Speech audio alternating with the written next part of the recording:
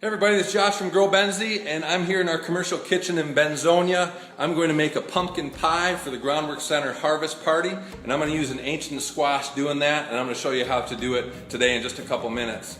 This ancient squash has been passed down the seeds for the last 1,000 years from the Miami tribe in Indiana to Dr. David Rohn, to Paul DeMaine, to Sandy Lyon, to Jan Shireman, to Winona LeDuc, Sandy Ware, Benzie.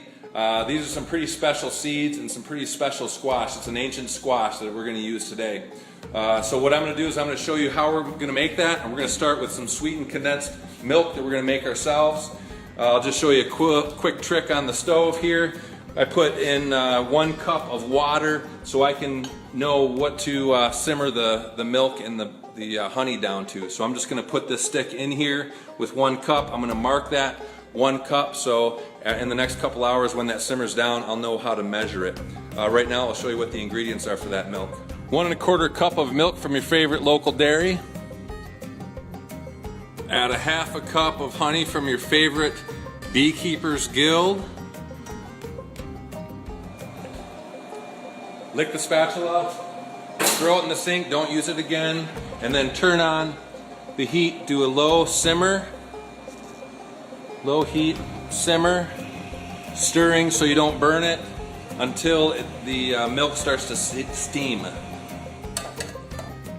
Scoop off any skim that might form on top. Keep stirring.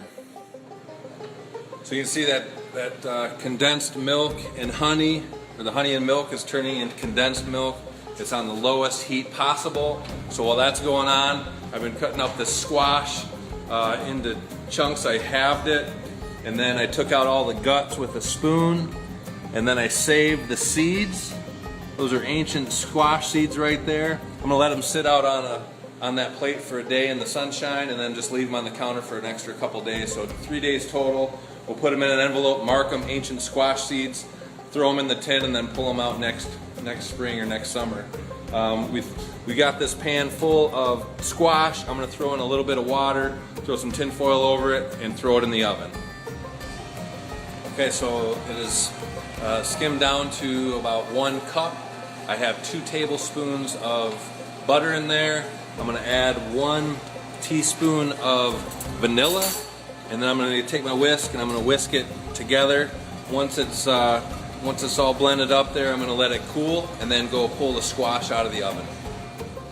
1 cup brown sugar, 1 tablespoon cornstarch, 1 local egg, one-handed, 1 teaspoon ground cinnamon, 1 pinch ground nutmeg, 1 pinch ground ginger, 1 pinch ground cloves, 1 pinch ground allspice, 1 1/2 cups of cooked ancient squash, or pumpkin, or other squash, and process.